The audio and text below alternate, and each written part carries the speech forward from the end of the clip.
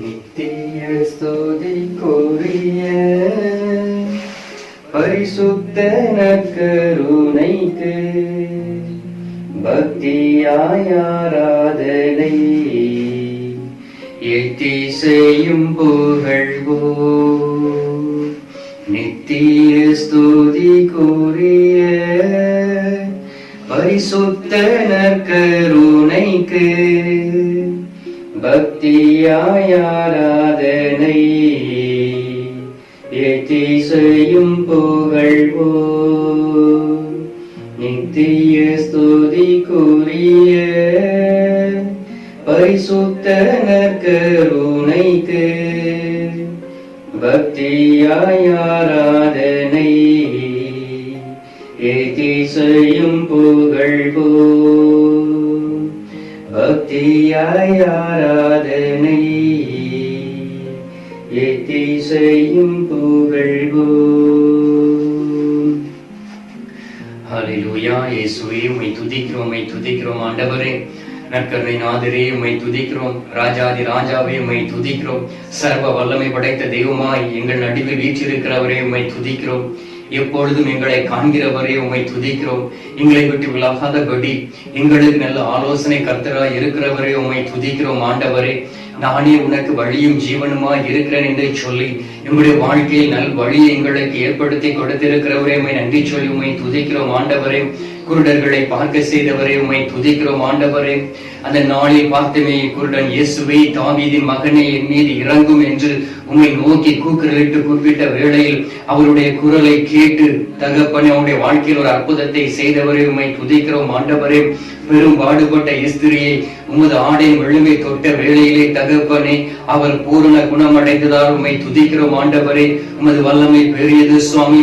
வாக்களித்த ஆவியானவரை அனுப்பி எங்களை திடப்படுத்தி கொண்டு இருக்கிறவரே உம்மை நன்றி சொல்லி உம்மை துதிக்கிறோம். தகப்பனே எல்லோரையும் அன்பு செய்ய வேண்டும் என்று உமது அன்பு கட்டளையை கொடுத்தவரே உம்மை நன்றி சொல்லி உம்மை துதிக்கிறோம். ஆண்டவரே தகப்பனே நீர் உங்களுடைய சீடர்களை அழைத்து அவர்களை அரவணைத்து அவர்களுக்கு உமது வார்த்தைகளை கற்றுக் கொடுத்து இந்த உலகத்தில் நற்செய்தியை அறிவிக்க அவர்களை திடப்படுத்தியதற்காக நன்றி சொல்லி உம்மை துதிக்கிறோம். தகப்பனே தந்தையே அந்த நாளிலும் கூட 100 தலைவனுடைய மகனை குணமாக்கி அற்புதம் செய்தவரை உம்மை துதிக்கிறோம். ஆண்டவரே பெத்சதாய் குலத்தின் அருகே 38 வருடங்களாய் இருந்த ஒரு சகோதரனை தொட்டு நீர் குணமாக்கியதற்காக நன்றி சொல்லி உம்மை துதிக்கிறோம். ஆண்டவரே முடக்கு வாதமுற்றவனை ஆண்டவரே முடக்கு வாதமுற்ற சகோதரனை குணமாக்கியவரே உம்மை நன்றி சொல்லி உம்மை துதிக்கிறோம். ஆண்டவரே பாவியான இஸ்திரியை ஆண்டவரே உடைய பாவத்தை மன்னித்து புதிய வாழ்வை கொடுத்தவரே உம்மை துதிக்கிறோம். ஆண்டவரே இதோ இந்த நேரத்தில் உம்மை நோக்கி நாங்கள் துதிக்கிறோம் அப்பா. ஹல்லேலூயா ஹல்லேலூயா ஹல்லேலூயா. இயேசுவே இயேசுவே இயேசுவே நற்கருணை நாதரே உம்மை துதிக்கிறோம். கருணை மிகு தெய்வமே உம்மை துதிக்கிறோம். இரக்கத்தின் ஆண்டவரே உம்மை துதிக்கிறோம். அன்பு நேசரே உம்மை துதிக்கிறோம். ஆண்டவரே இதோ உமது வல்லமினாலும் இரக்கத்தினாலும் அப்ப வடிவில் எங்கள் நடுவில் இருக்கிறவரை உம்மை துதிக்கிறோம். ஆண்டவரே தகப்பனே உமது சீடருடைய கால்களை கழுவி ஆண்டவரே ஒரு முன்மாதிரியான வாழ்க்கையை எங்களுக்கு விட்டு சென்றவரை உம்மை துதிக்கிறோம். ஆண்டவரே விண்ணிலிருந்து இறங்கி வந்த உயிருள்ள தெய்வமே உம்மை துதிக்கிறோம். ஒவ்வொரு நாளும் இன்னக உணவா எங்கள் உள்ளத்தில் கடந்து வருவதற்காக நன்றி சொல்லி உம்மை துதிக்கிறோம். ஆண்டவரே இறை வார்த்தையின் மூலம் எங்களுக்கு நிறைவழிப்பவரை உம்மை நன்றியோடு உம்மை துதிக்கிறோம். தகப்பனே தந்தையே நீர் எங்களோடு கூட இருப்பதற்காக நன்றி. உடல் ஆரோக்கியத்தை கொடுத்திருப்பதற்காக நன்றி. எங்களுடைய தேவைகளை நீர் நிறைவு செய்திருப்பதற்காக நன்றி சொல்லி உம்மை துதிக்கிறோம். தகப்பனே இந்த நேரத்திலும் எங்களுடைய கண்களை திறந்திடுவீராக, எங்களுடைய மனக்கண்களை திறந்திடுவீராக, ஆன்மீக கண்களை திறந்திடும்படியாக ஜெபிக்கிறோம். ஆண்டவரே கேட்பதற்கு எங்களுடைய செவிகளை திறந்திடும்படியாக உம்மை நோக்கி நாங்கள் மன்றாடுகின்றோம். உமது வார்த்தைகளை கடைபிடித்து அதன்படி நடக்கக்கூடிய பலத்தை மாற்றி இந்த நேரத்தில் தரும்படியாக ஜெபிக்கின்றோம். ஹல்லேலூயா ஹல்லேலூயா ஹல்லேலூயா. இயேசுவே இயேசுவே ரூபலலபா ஷரபதுலலா மஹரபா ஷரபா. Thank you Jesus, praise to Jesus, glory to Jesus, Lord Jesus, thank you Jesus, praise to Jesus, hallelujah hallelujah hallelujah. இயேசுவே இயேசுவே இயேசுவே இயேசுவே இயேசுவே இயேசுவே இயேசுவே இயேசுவே. கிறிஸ்துவுக்குள் பிரியமான என் அன்பு சகோதர சகோதரிகளே, ஆண்டவராகிய இயேசு கிறிஸ்துவின் நாமத்திலே உங்களை இந்த நற்கருணை நாதரோடு இணைந்து ஜெபிப்பதற்கு நான் அழைக்கின்றேன். ஏனென்றால் ஆண்டவராகிய இயேசு கிறிஸ்து நம்மோடு கூட இருந்து நமக்காக தந்தை கடவுளிடம் பரிந்து பேசிக் கொண்டு இருக்கின்றார். எனவே இந்த தூய கடவுளோடு நாம் ஒன்றி இருந்து நாம் ஜெபிக்கக்கூடிய வேளையிலே, அவரை பார்க்கக்கூடிய வேளையிலே நம்முடைய ஆன்மீக வாழ்க்கையில் ஒரு முன்னேற்றம் கிடைக்கின்றது. நம்முடைய உடல் பரிசுத்தமாகின்றது.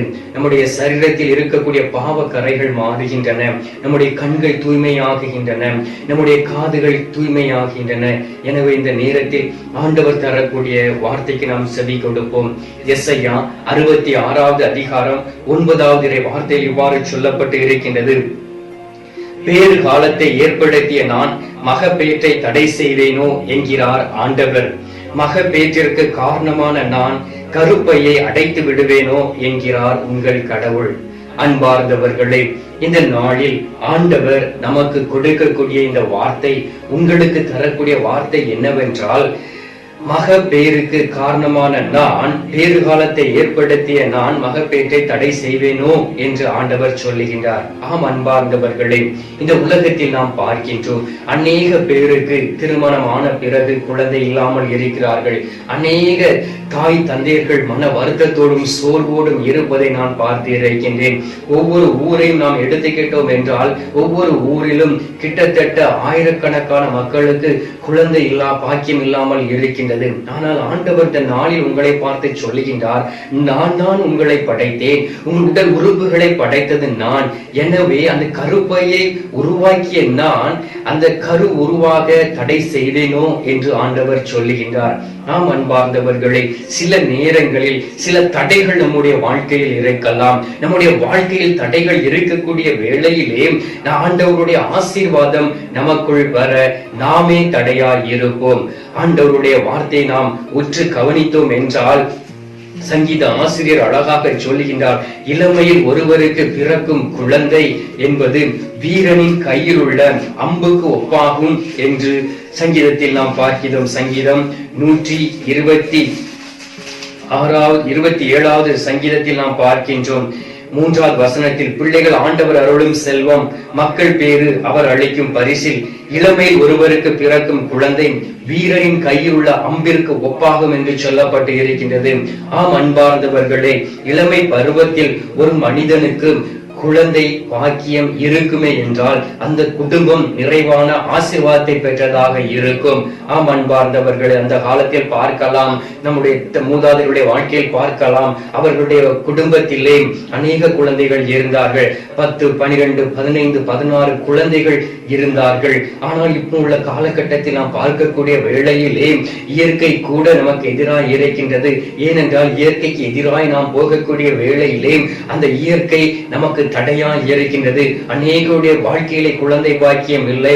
8 வருடங்களாக, 10 வருடங்களாக, 15 வருடங்களாக, 25 வருடங்களாக வாழ்நாள் முழுவதும் குழந்தை பாக்கியம் இல்லாமல் இருக்கிறார்கள். ஏனென்றால் அவருடைய குடும்பத்தில் வழியாய் சில நேரங்களில் பாவங்கள் வந்திருக்கலாம், அந்த சாபங்கள் வந்திருக்கலாம். அந்த தடையை எடுத்து மாற்றும்படியாக நீங்கள் ஜெபிக்கக்கூடிய வேளையிலே ஆண்டவர் உங்களுக்கு குழந்தை பாக்கியத்தை கொடுப்பார், உங்களுடைய சரீரத்தை பலப்படுத்துவார், உங்களுடைய கருப்பையை திடப்படுத்தி உங்களுக்கு கற்பத்தின் கனியை ஆசீர்வதிக்கக்கூடிய தெய்வமாய் இருக்கின்றார். ஏனென்றால் ஆண்டவராகிய இயேசு கிறிஸ்து இந்த உலகத்தில் வாழ்ந்த பொழுது அவரிடம் கேட்ட எல்லோருக்கும் அற்புதங்களை செய்தார்.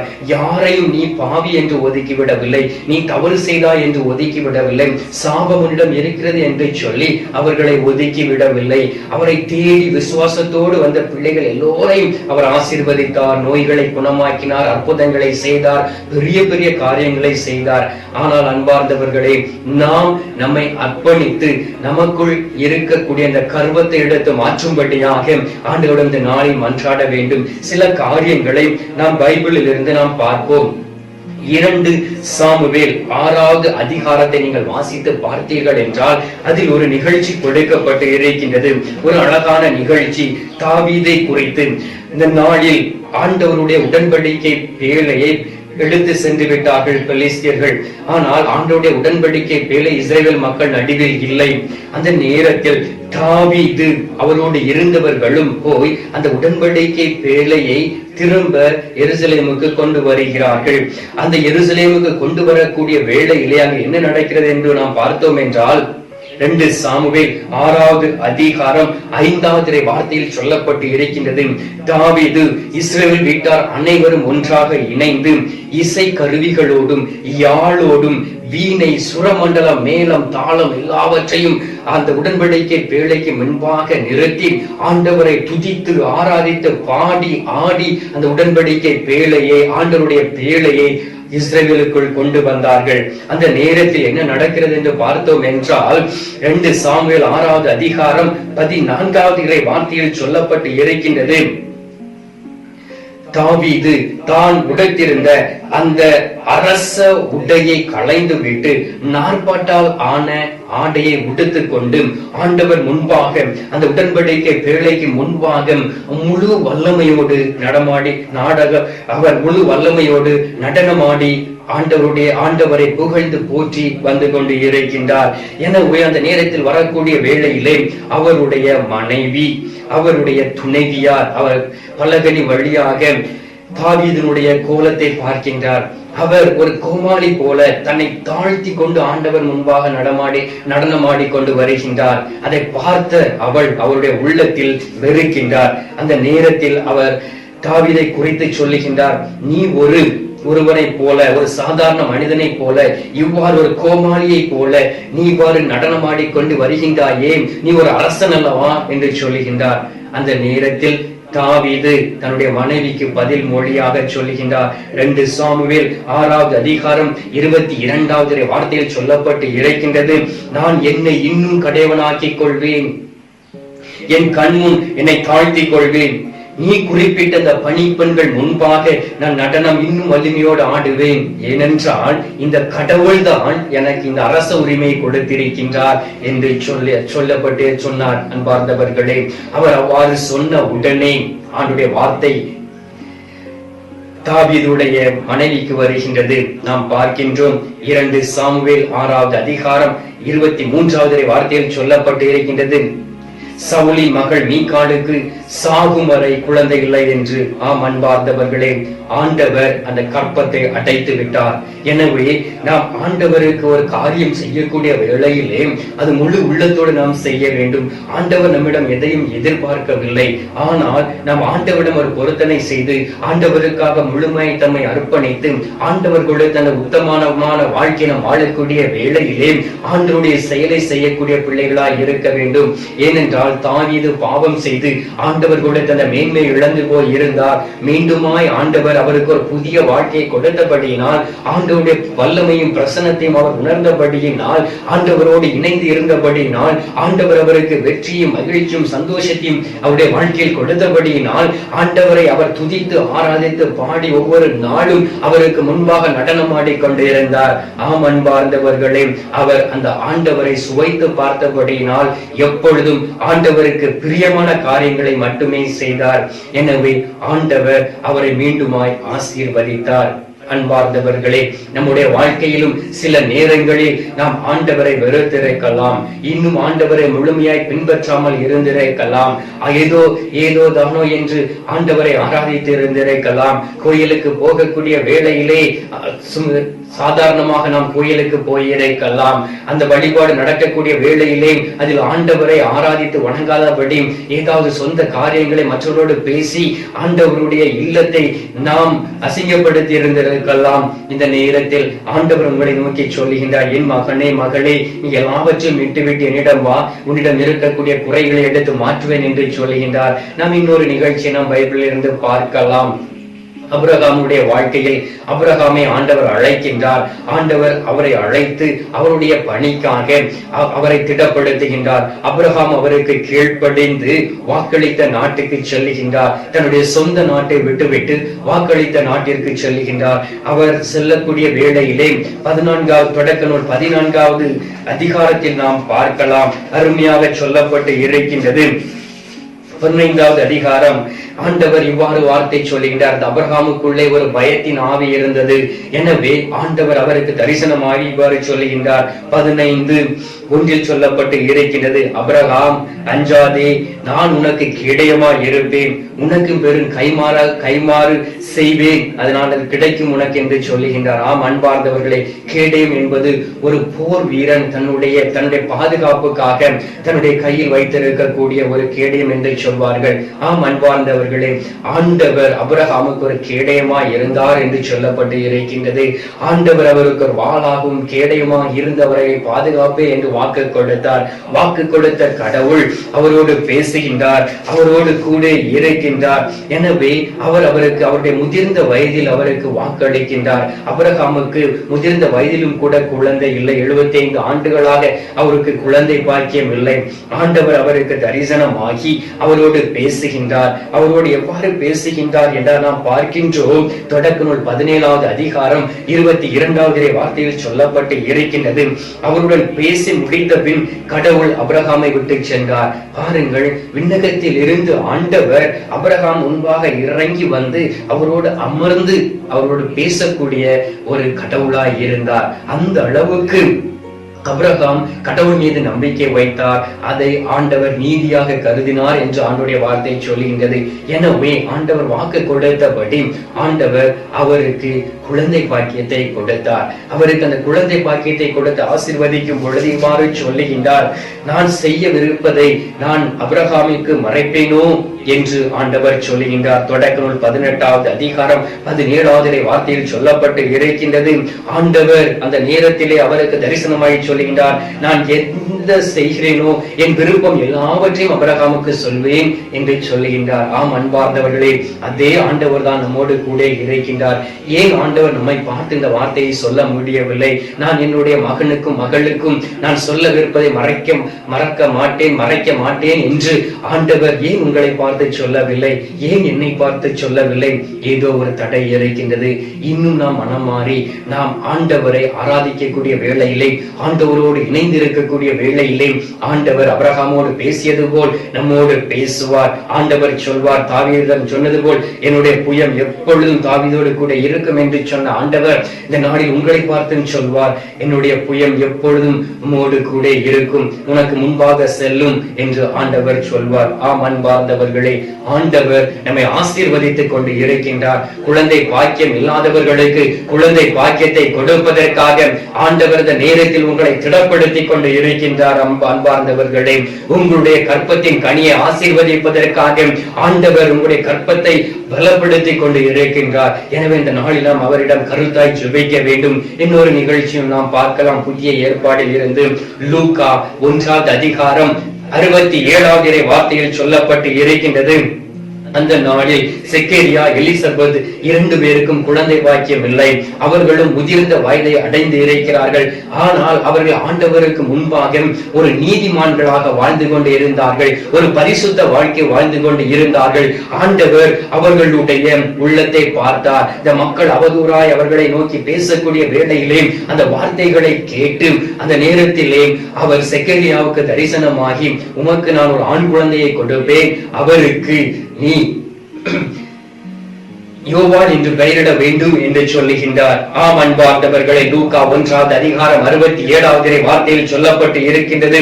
அவர்கள் இருவரும் கடவுள் பார்வையில் நேர்மையானவர்களாய் விளங்கினார்கள். கடவுள் அனைத்து கட்டளைகளுக்கும் ஒழுங்குகளுக்கும் அவர்கள் கீழ்ப்படைந்தபடியினால், அவர்கள் குற்றமற்றவர்களாய் இருந்தபடியினால் அவர்களை ஆண்டவர் கருணை கண் நோக்கினார், அவர்களை பார்த்தார், அவருடைய தேவைகளை நிறைவு செய்தார் என்று சொல்லப்பட்டு இருக்கின்றது. எலிசபெத் அந்த முதிர்ந்த வயதில் கருவுற இயலாதவராய் இருந்த வேளையிலும் கூட ஆண்டவர் அந்த கற்பத்தின் கனியை ஆசீர்வதித்து அதை புதியதாய் மாற்றி அவர்களுக்கு குழந்தை பாக்கியத்தை கொடுத்து ஆசீர்வதித்தார். ஆம் அன்பார்ந்தவர்களே, இந்த நாளிலும் ஆண்டவர் இந்த நாளில் உங்களை சந்திக்கின்றார். நீங்கள் நினைக்கலாம், என்னுடைய வாழ்க்கையில் குழந்தை இல்லாமல் தவிக்கிறேனே, எனக்கு என்னுடைய முதிர்ந்த வயதில் யார் என்னை கண் நோக்குவார்கள், என்னை பார்ப்பார்கள் என்று சொல்லி ஏக்கத்தோடு நீங்கள் இருக்கலாம். ஆண்டவர் இந்த நாளில் உங்களை பார்க்கின்றார். ஆண்டவர் இந்த நாளில் உங்களை சந்திக்கின்றார். உங்களுடைய குறைகளை எடுத்து மாற்றுவதற்காக உங்களை நோக்கி இந்த நேரத்தில் வருகின்றார்.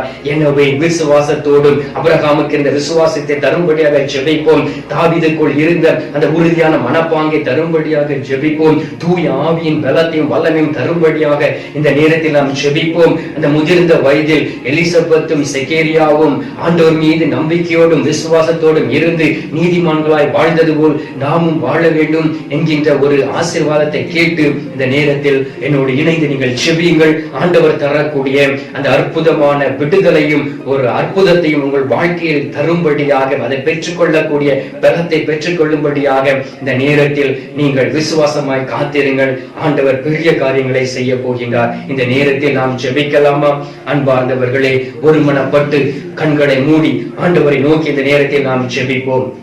எங்கள் பரலோக தந்தையே, இயேசு கிறிஸ்துவை தூய ஆவியே, தந்தையே, இந்த நேரத்திற்காக நன்றி சொல்லுமை துதித்துமை ஆராதிக்கிறோம். ஆண்டவரே, தாயின் கருவறையில் இருக்கும் பொழுது எங்களை ஆசீர்வதித்து பெயர் சொல்லி அழைத்து எங்களை திடப்படுத்தினேன். அன்பு நேசரே, இதோ உமது திரு சமூகத்தில் நின்று உம்மை நோக்கி நாங்கள் செபிக்கிறோம். ஆண்டவரே, இதோ நீர் எங்கள் நடுவில் வீற்றிருக்கிறவரே, உம்மை அன்போடு ஆராதித்து உம்மை நோக்கி நாங்கள் செபிக்கிறோம். ஆண்டவரே, உம்மை நோக்கி நாங்கள் கேட்கக்கூடிய வேளையிலெல்லாம் எங்களுடைய ஜெபங்களை கேட்டு நீர் பதில் தரக்கூடிய தெய்வமாய் இருக்கின்றீரே.